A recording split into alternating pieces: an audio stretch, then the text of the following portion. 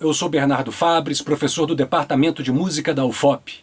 Venho aqui trazer mais um episódio da série Encontros com a Big Band de Ouro Preto. Nesse episódio de hoje, nosso convidado é o professor doutor Leonardo Barreto, saxofonista.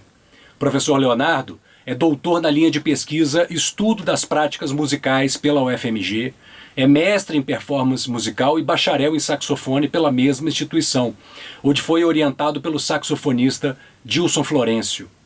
Atuou como professor de saxofone e disciplinas ligadas à música popular na Universidade Estadual de Minas Gerais, UENG, e como professor de flauta e disciplinas teóricas no curso de licenciatura em música do Centro Universitário Metodista Isabela Hendricks, em Belo Horizonte.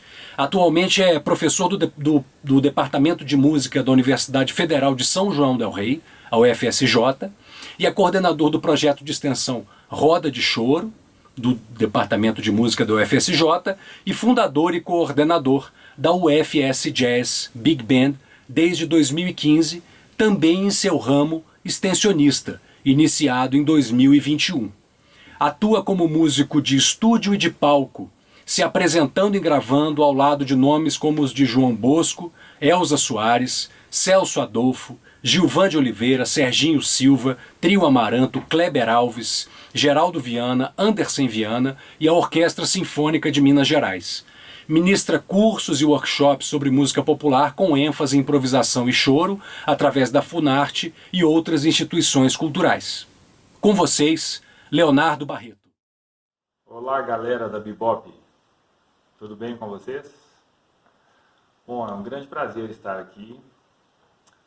Gostaria de agradecer de antemão ao professor Bernardo Fabres, um grande amigo de longa data, um colega de trabalho, qual eu tenho muita admiração, tanto pela carreira como um performer brilhante e como educador. Bom, nós vamos falar aqui um pouquinho hoje sobre a técnica de arranjo em bloco e o que isso pode trazer de implicações para as práticas de performance na Big Band. Eu escolhi uma peça, um trecho de uma peça de um instrumentista, compositor e arranjador chamado Bob Mintzer. Acho que muitos de vocês já ouviram falar dele, ou já conhecem ele. É uma composição do Bob Mintzer, um arranjo dele para Big Band, e ela foi gravada no CD Camuflage, de 1986, ok? Nós vamos ouvir um pouquinho o trecho que eu escolhi, e aí depois a gente vai falar um pouco sobre esse tipo de escrita, que é muito comum a gente achar esse tipo de arranjo para Big Band e outras formações também. Então nós vamos escutar um pouquinho aí do trecho que eu escolhi, da versão original do CD, e depois a gente vai conversar sobre algumas implicações em relação às práticas interpretativas, ou às práticas de performance que esse tipo de escrita nos proporciona, ok?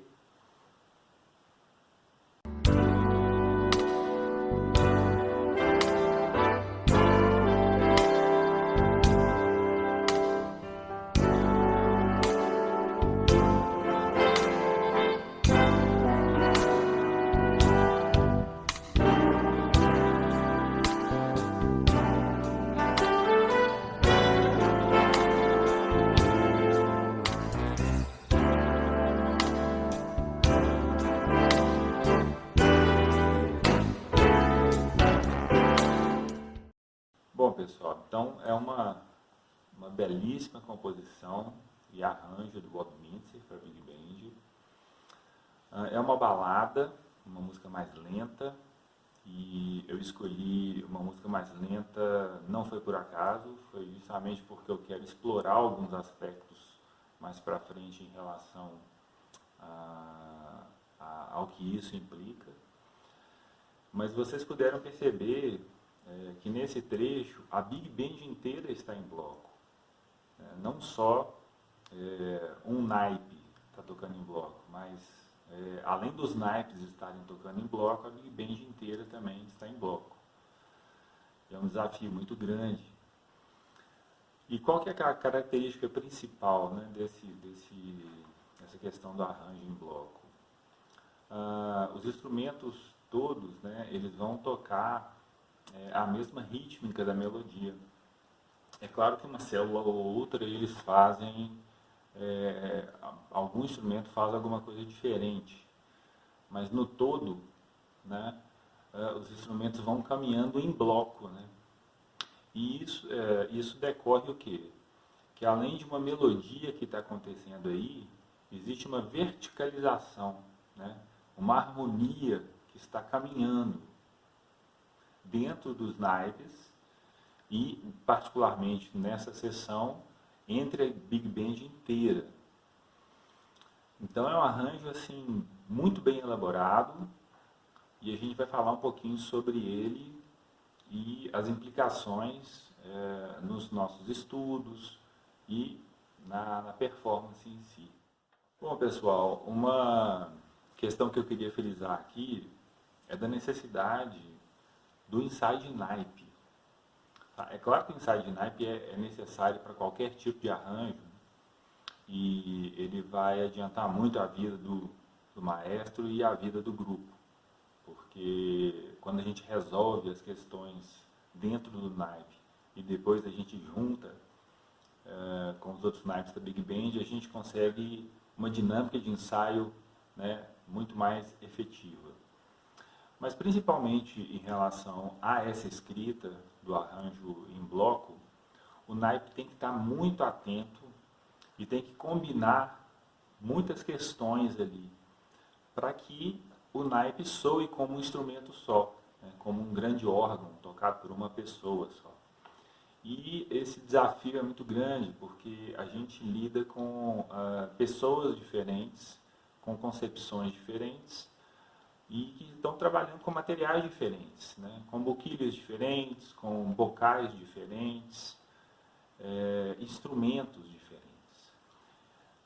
Então eu vejo alguns pontos que a gente tem que frisar no nosso ensaio de naipe, e a gente tem que combinar muito bem essas questões para quando a gente estiver tocando junto com o grupo inteiro, muitas coisas já estarem resolvidas, né? Bom, então o primeiro ponto que eu queria falar com vocês é sobre afinação. A gente tem que ter muita atenção em relação à afinação, porque nós estamos gerando blocos de acordes que estão caminhando. Nós temos a melodia horizontal, mas como nós estamos tocando a mesma rítmica, as notas vão se encontrar sistematicamente, gerando acordes. Então nós temos que ficar muito atento à afinação. Disso depende a gente se escutar muito bem e da gente também ter uma consciência do que aquela voz, qual que é a função daquela nota, né, na harmonia. Então isso demanda um pouco de análise harmônica, né? O que eu estou fazendo aqui, né? Que nota que eu estou fazendo aqui? Eu estou na estrutura básica do acorde, uma tônica, terça, quinta, ou eu estou fazendo uma nota de colorido, uma nona, uma 10ª aumentada, uma quinta aumentada, ali, uma extensão, né? Ou notas alteradas. Então, a afinação vai depender muito dessa consciência e dessa questão da gente estar sempre se ouvindo, ok? Um segundo ponto seria a questão da timbragem, né? Isso é muito difícil, um desafio muito grande, da gente conseguir um timbre unificado para o naipe, para que ele soe como esse grande órgão, né, que eu já falei um pouco aí atrás.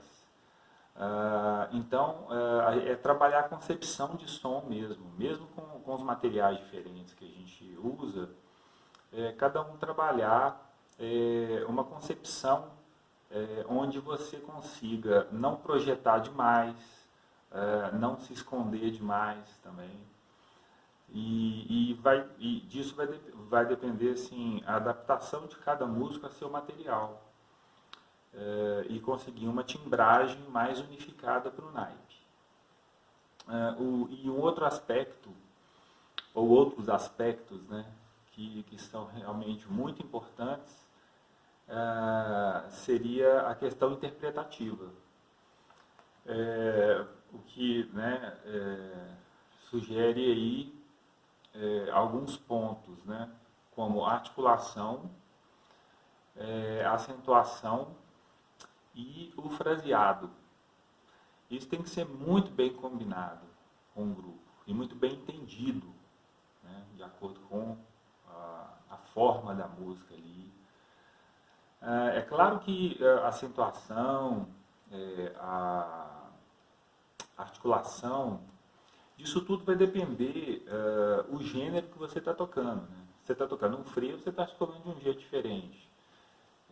Você está tocando um choro, está articulando e acentuando de uma outra forma. Mas, no caso específico agora, nós estamos, né, tratando de um jazz, uma balada, temos tipos de articulação e acentuações específicas desse gênero.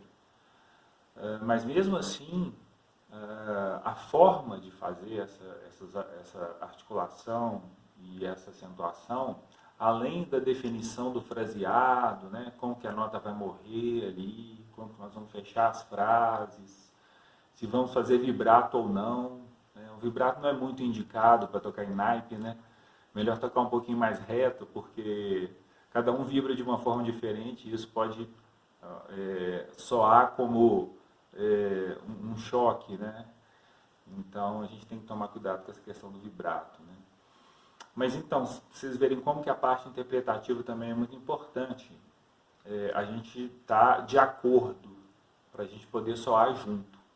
Claro que, né, quando o maestro estiver presente, ele vai direcionar e ajudar bastante nessa questão, mas no ensaio de naipe, por exemplo, a gente já pode resolver muitas coisas, né, e chegar já mais prontos para o ensaio com um grande grupo.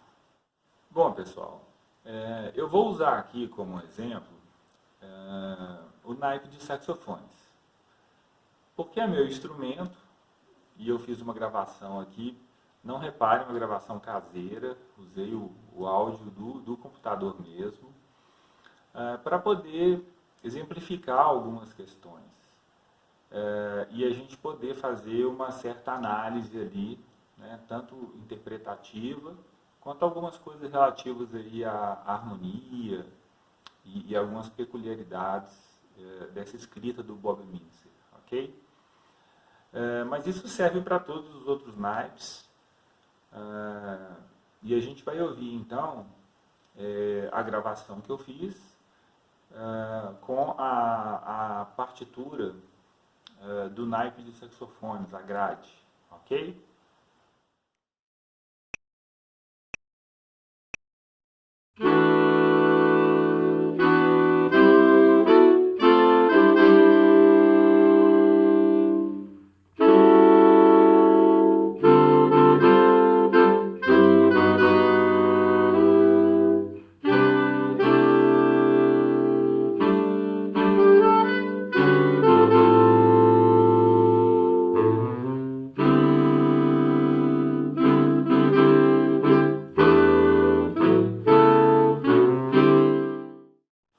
Então vocês puderam ouvir aí só os saxofones tocando e a grade transposta, né, para Mi bemol e Si bemol, ok?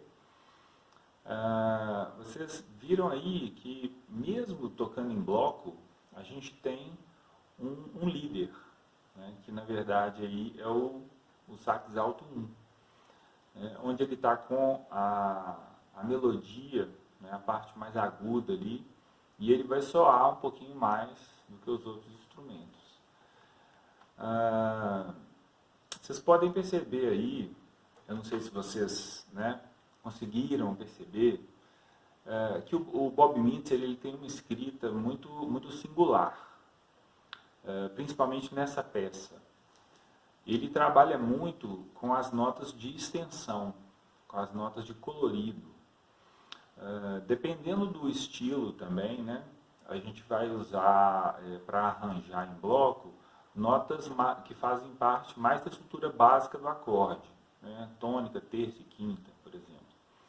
Mas nessa peça, o Bob Mintzer usa muito as extensões e algumas alterações. Isso faz com que o arranjo fique muito rico, né, muito colorido e bem com uma sonoridade bem peculiar, mas isso dificulta um pouco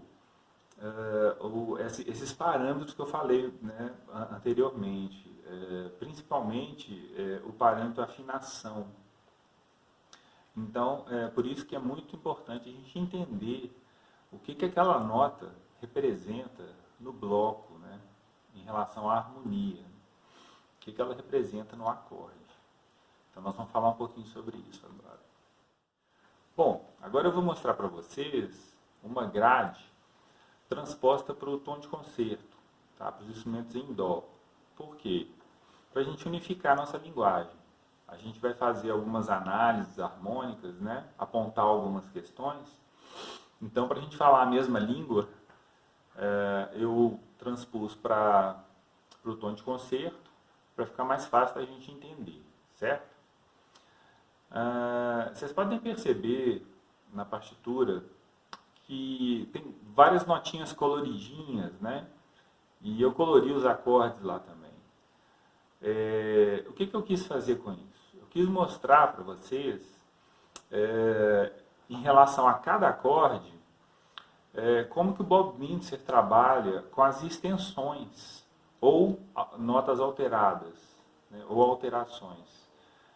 Então, só de vocês perceberem, né, o tanto de notinha colorida que tem ali, né, na grade toda, como que ele trabalha com essas extensões e alterações. E muitas vezes com elas na ponta, né, na voz aguda ali, né, soando para soar mesmo ali como tensão.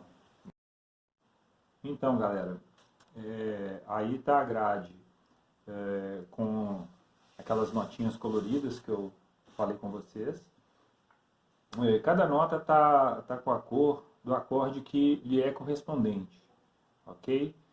Eu só colori as notas de extensão dos acordes, que é para a gente fazer essa análise aí, como que o Bob Mintzer distribui essas notas de extensão dentro da melodia, mas pensando, né, verticalmente aí na harmonização. As notas pretinhas são as notas de estrutura básica do acorde, né, ou tônica, terça, quinta. Então eu não colori elas, certo? Vamos ver aí então, por exemplo, alguns acordes, eu não vou analisar tudo, fazer uma análise harmônica de todos, acorde por acorde, porque não vai ficar muito demorado.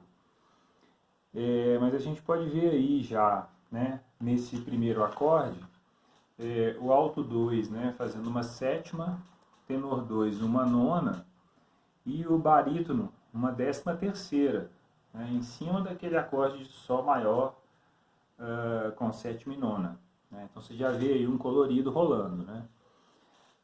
No terceiro acorde, que é um Sol maior com sétima e nona, novamente, né, a gente vê aí o alto 2 fazendo uma nona, e o tenor 1 fazendo uma sétima, e o tenor 2 fazendo uma 13ª.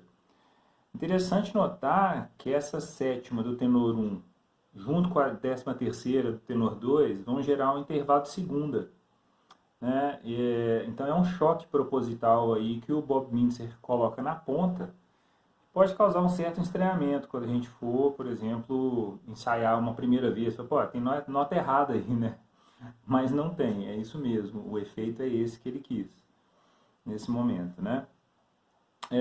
Já esse quarto acorde, o Fá com baixo em Sol, esse acorde rosinha aí, eu só queria frisar essa nota na ponta aí, do sax alto 1, né? Então ele está fazendo uma 13ª aí, na ponta aí, na melodia, certo? Saltando alguns acordes, depois vocês façam uma análise mais pormenorizada de acorde por acorde, que é interessante. Vamos pular lá para aquele oitavo acorde, o acorde de Si com sétima e quinta aumentada, tá? Olha que interessante, ó, o alto 1, né, e o tenor 2 fazem um Sol natural, né, em cima desse Si com sétima aí, que é a própria quinta aumentada, né, seria um Fá dobrado sustenido, né, quinta aumentada ou bemol 13. O tenor 2 está fazendo um Ré natural, né, e a gente pode pensar, uai, Ré natural em cima de um Si maior, né, que tem um Ré sustenido, né, essa nota é errada, né. Não, é uma Blue Note, né, ele quis realmente colocar uma terça menor em cima desse acorde maior, gerando um efeito Blue, né. E o barítono está fazendo uma nona bemol ali embaixo, né? Então você vê que esse acorde ele está cheio de extensões e mais a alteração, né? Mais a quinta aumentada aí, né? Agora só para finalizar, esse último acorde aí, vocês podem ver aí que rolam muitas extensões aí, né? Ele explora bastante aí algumas extensões, como por exemplo, né, essa jogada que ele faz aí com a nona, que faz parte do acorde, né, Dó com baixo em Ré ali, né, a nona está no baixo, mas ele usa a nona maior e a nona bemol, né, a nona menor, olha só que interessante, muitas vezes elas se encontrando, né, provocando essa tensão aí proposital. E a gente pode ver aí também 11ª aumentada, né? A própria sétima sendo muito explorada, né? A 13ª. Então, a partir dessa breve, né, análise que a gente fez aí, vocês podem notar a riqueza, né, de extensões e notas alteradas que estão na melodia. Então, isso faz a gente pensar, né, esse tipo de escrita do Bob Mintzer, né, ser tão singular assim, né. Bom, pessoal, então a gente vai ficando por aqui, né? Falamos aí de um assunto bastante denso, mas de uma forma muito breve, muito rápida, mas como um pontapé inicial mesmo, para a gente refletir um pouco sobre essa questão dos arranjos em bloco. Espero que o conteúdo tenha ajudado e ajude na prática de performance de vocês. E reitero aqui meu agradecimento ao professor Bernardo. Queria dizer a todos que a UFS Jazz Big Band está de portas abertas a todos vocês. Gostaríamos de fazer um intercâmbio entre os alunos, para a gente compartilhar nossas vivências e fazer projetos juntos também. E tomara que a gente, né, volte rápido às nossas práticas de conjunto, a tocar junto, um do lado do outro, que é o que a gente está sentindo mais falta, né? Principalmente nesse contexto dos grandes grupos no qual o Big Band está inserido, né? Ok? Então, obrigado a todos, um abração, fiquem bem.